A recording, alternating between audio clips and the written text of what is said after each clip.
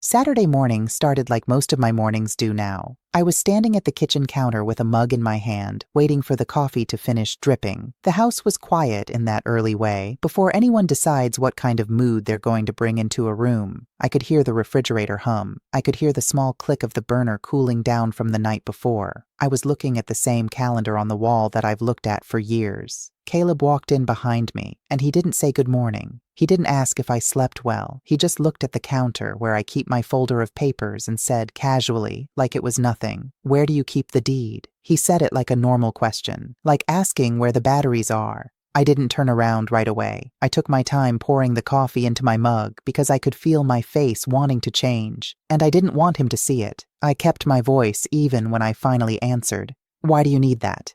Caleb shrugged, like I was being difficult on purpose. "We need to get your paperwork organized. It's important." Then Chloe came in, already dressed, purse on her shoulder like she was on her way out. She didn't look at me. She looked at Caleb and said, "We can't waste time. Mr. Evans said Friday." I didn't ask who Mr. Evans was in that moment. I didn't ask what Friday meant. I just held my mug with both hands and let the warmth settle into my palms. And I nodded like I understood, because I wanted them to keep talking. A few minutes later, Chloe left through the front door, and Caleb followed her. I listened to the lock click. I waited for the sound of the car. I waited for the driveway to go quiet. Then I did something I hadn't been able to do in weeks. I opened the camera app on my phone. 3 days earlier, I had called a technician to fix the surveillance system. It had been down for weeks, and I'd been feeling exposed in my own house. Caleb had insisted he and Chloe move in to take better care of me, and I had let myself believe that was love. I didn't even mention the repair appointment to them. It simply didn't come up, and that small oversight turned out to matter.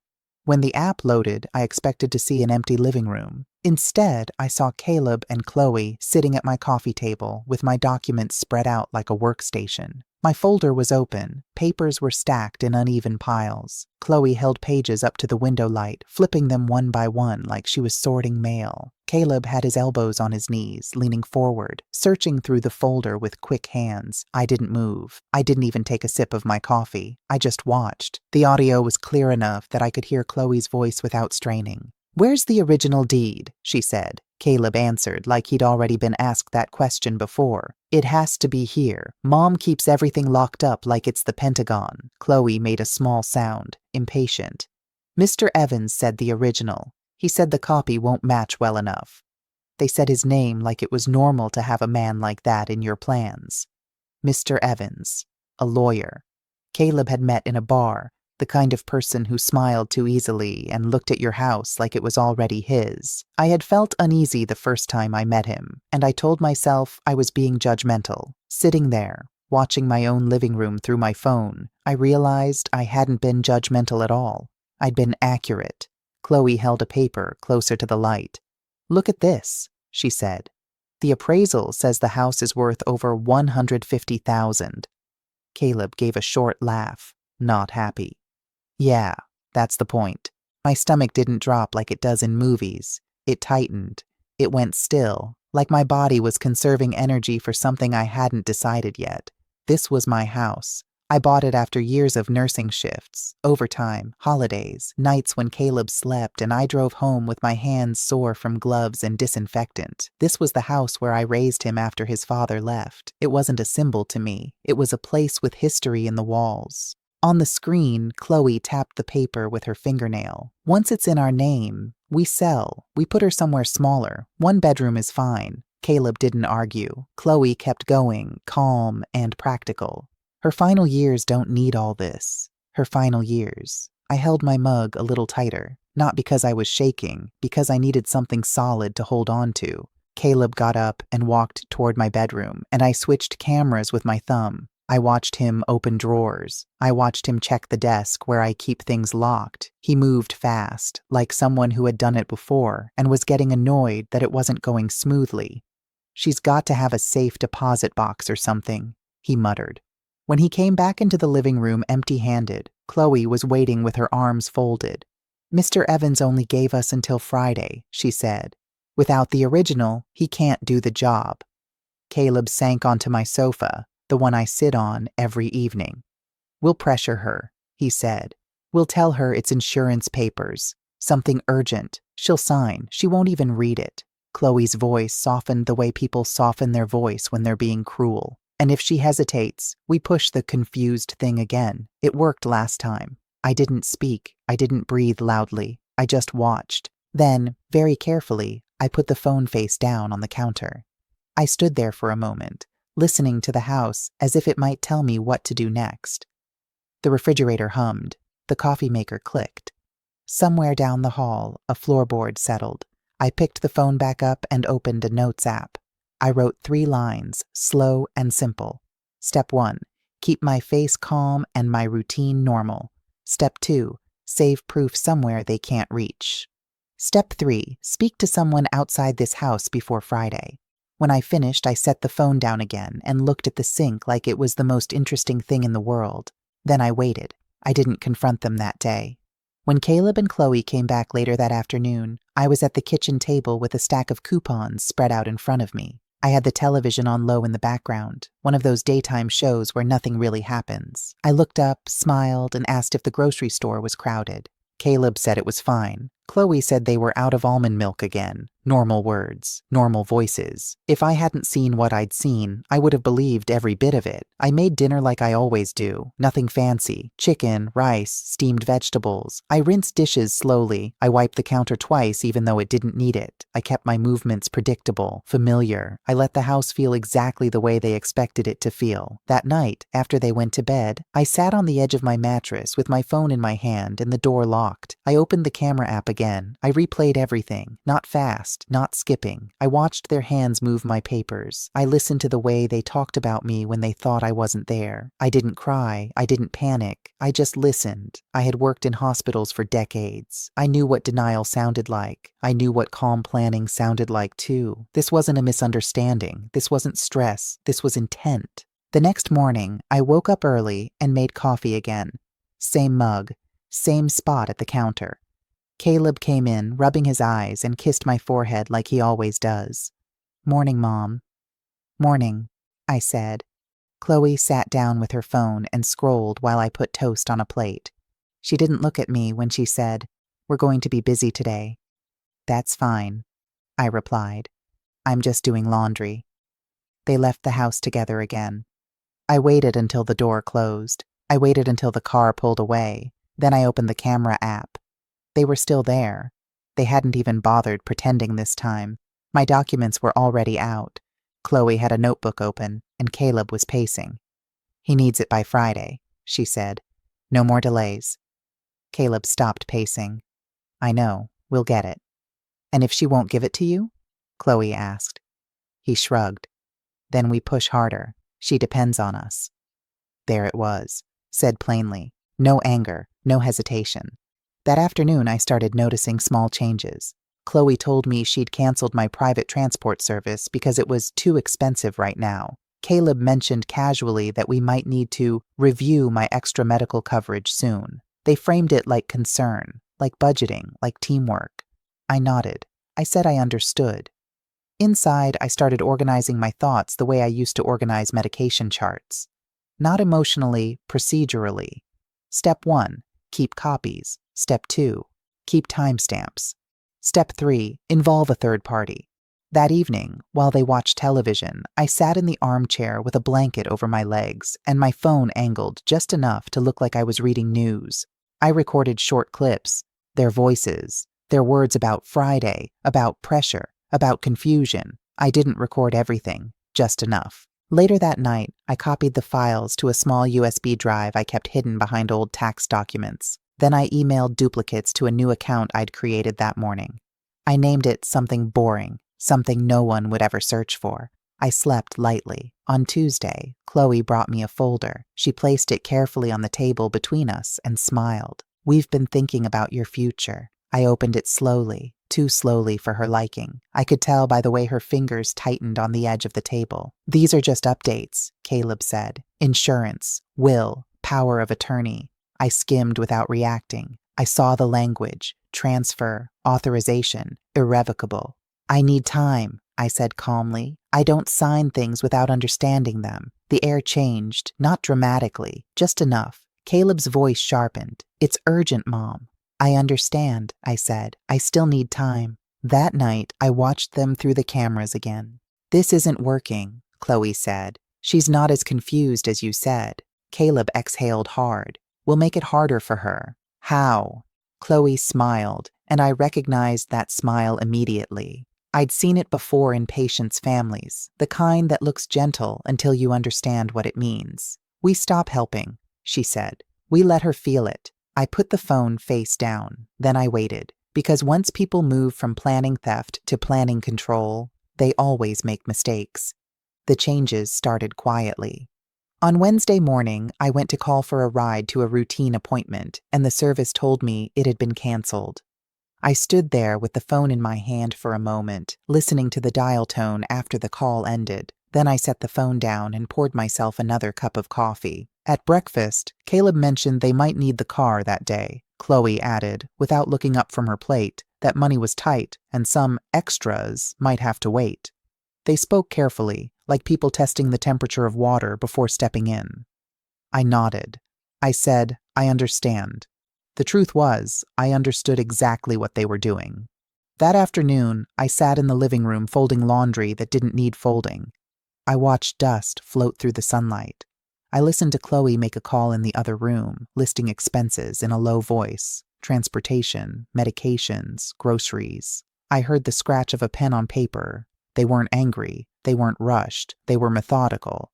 That night, after they went to bed, I reviewed the recordings again. I didn't watch them all. I picked the ones that mattered. Dates, amounts, names. I renamed the files clearly. I backed them up again. Then I put the phone face down and turned off the lamp. In my work, I'd learned that pressure works best when it's gradual. They were counting on discomfort to make me compliant. They were counting on silence to make me weak. I wasn't weak. I was quiet. Thursday morning, Caleb sat across from me at the table and sighed heavily. Mom, we need to talk. I waited. We're under a lot of stress, he said. Until things stabilize, we can't keep covering everything like before. I see, I replied. Chloe slid the same folder back toward me. That's why these papers matter. They protect all of us. I opened the folder again. Slowly, I let my eyes rest on the page without reacting. I asked a simple question. If I sign this, can you sell my house? There was a pause. Chloe smiled tightly. Only if it's necessary. Necessary to whom? I asked. Caleb shifted in his chair. Mom, you're overthinking. I closed the folder and placed it back on the table. I'll decide tomorrow. That night, I watched them through the camera. How long do you think she'll hold out? Caleb asked. Chloe shrugged. 2 weeks. Once the insurance is gone and she can't get around easily, she'll cave. 2 weeks. I wrote it down. Friday morning, Caleb made a phone call from the hallway. He didn't lower his voice enough. Yes, he said. Friday is the deadline. She's being difficult, but we'll handle it. I recognized the tone, the kind people use when they think the outcome is already decided. That afternoon, I made a call of my own. I didn't tell Caleb. I didn't tell Chloe. I called my doctor. I asked for a private appointment. I asked to come alone. There was a pause on the line. Then a calm voice said, Of course. That evening, I cooked dinner again. Same routine. Same calm. I listened while they talked about the weekend, about errands, about nothing at all. I smiled when appropriate.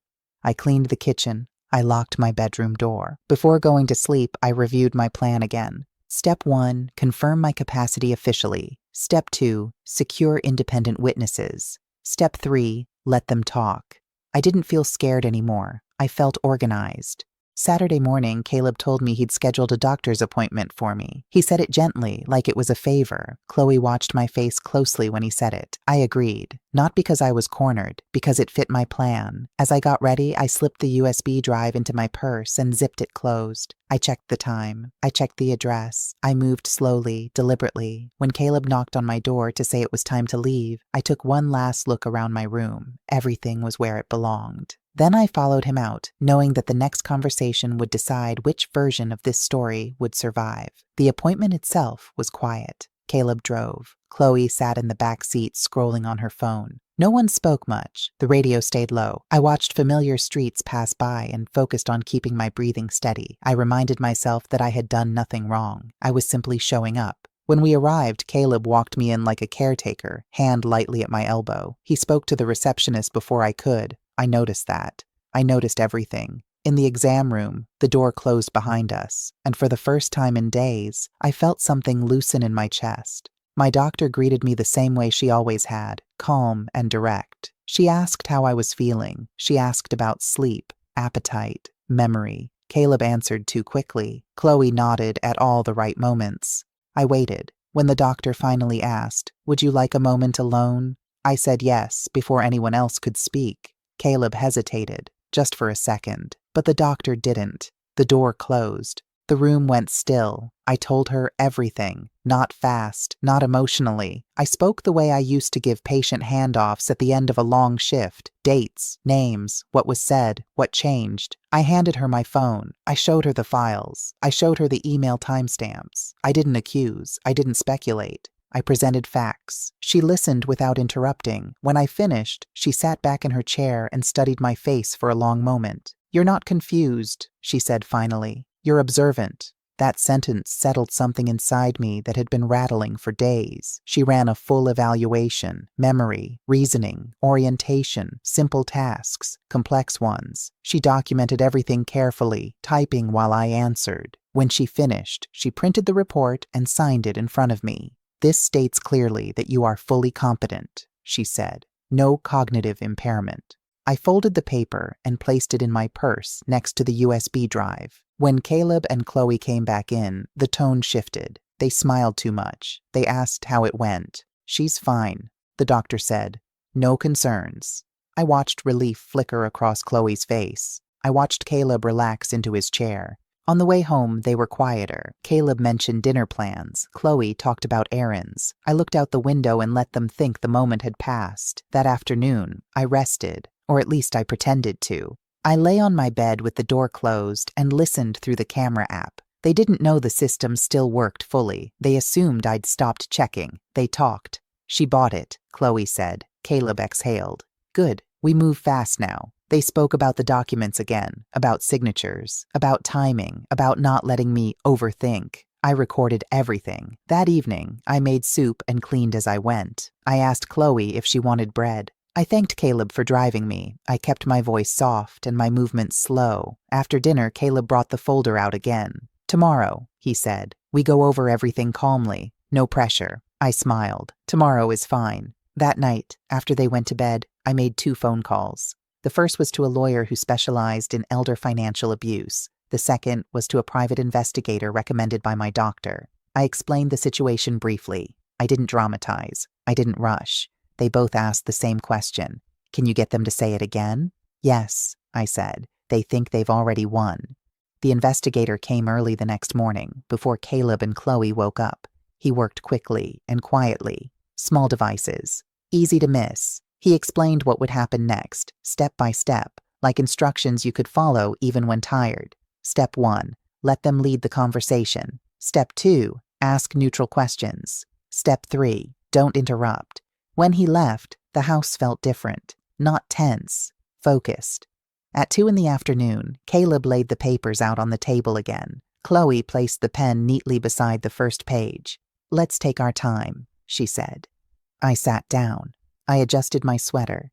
I placed my hands on the table, and I listened. Because sometimes the most important part of reclaiming your life is letting people say exactly who they are, in their own words, with no resistance at all. Then I waited. They didn't rush me this time. Caleb picked up the first document and began explaining it line by line, using the same patient tone he'd practiced over the last week. Chloe sat beside him, pen in hand, watching my face instead of the paper. I could feel her tracking every blink, every pause, every breath.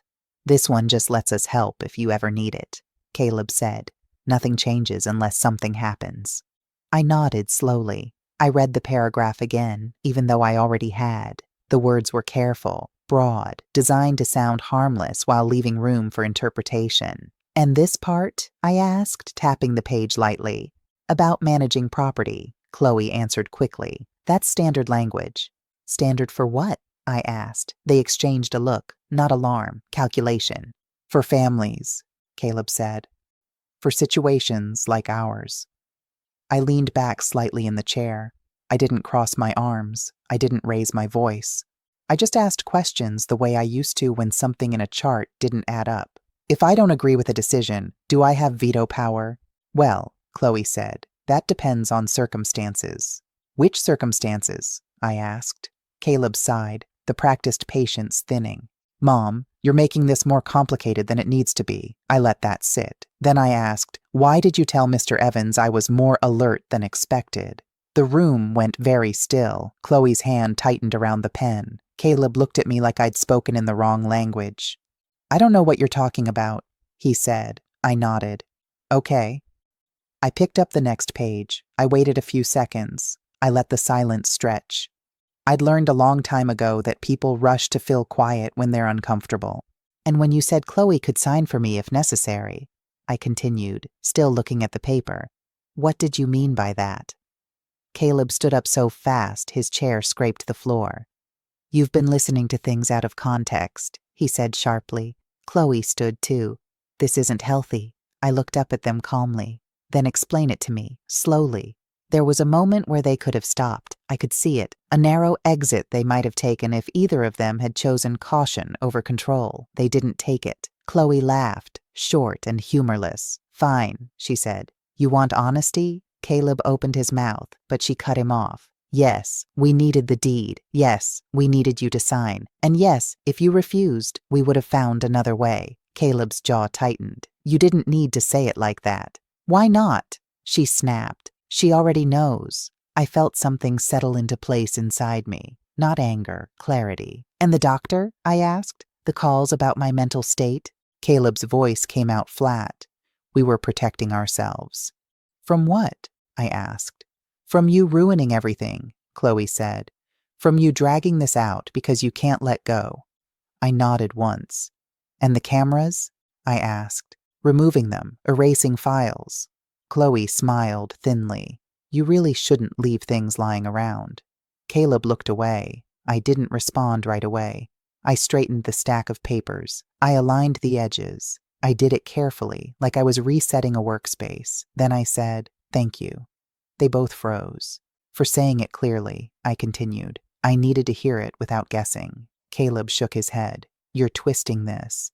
No, I said. I'm documenting it. Chloe laughed again.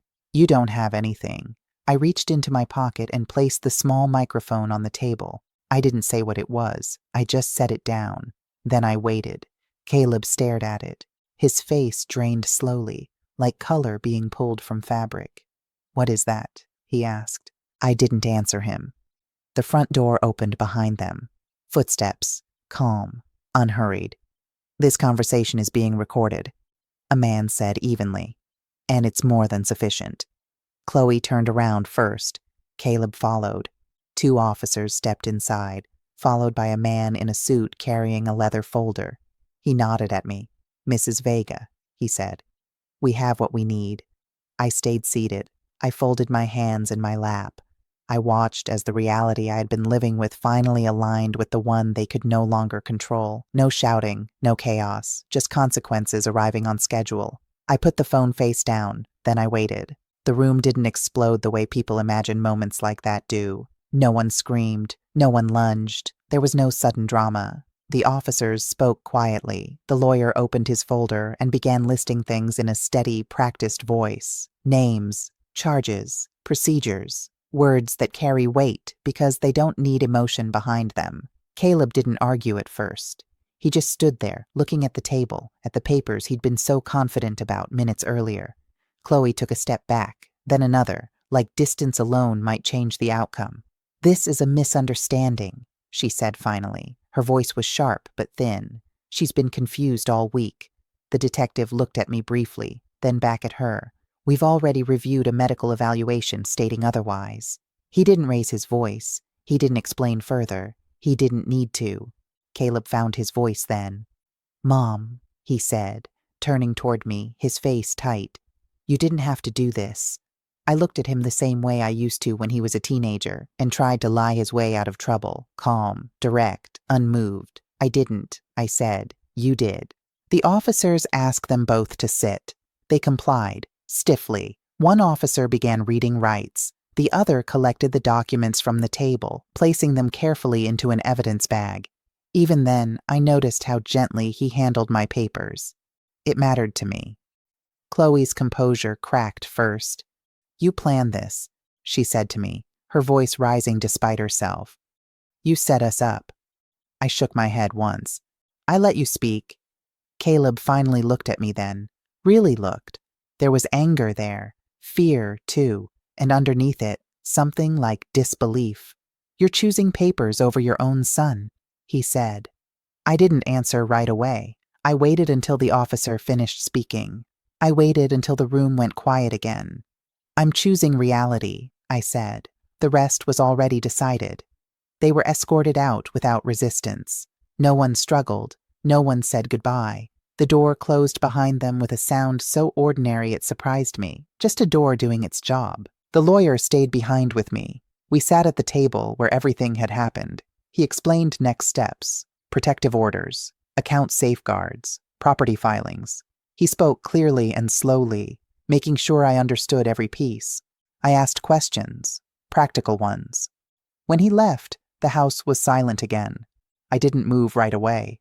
I sat there for a long time, looking at the grain in the table, at the chair Caleb used to sit in when he was little, swinging his feet while I paid bills. I let the quiet settle properly before standing. That evening, I made tea. I washed the mug before I used it, even though it was clean. I wiped the counter. I straightened the stack of mail. Simple things, familiar things. I moved through the house at my own pace, unobserved.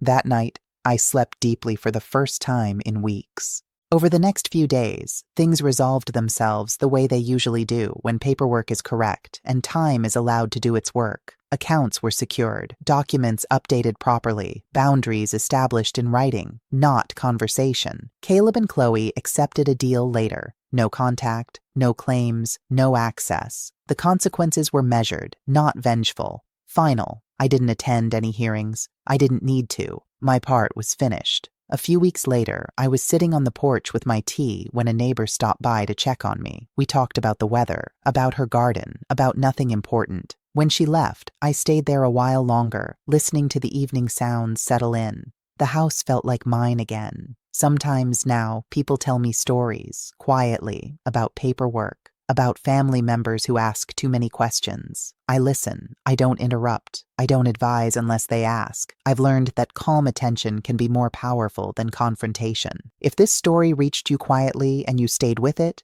you're welcome here. Before you go, take a moment to like and subscribe. It helps keep this space steady and growing. And if you'd like, leave a comment with the city you're watching from and what time it is right now. I read them more often than you might think. 2 more stories like this will be waiting for you next.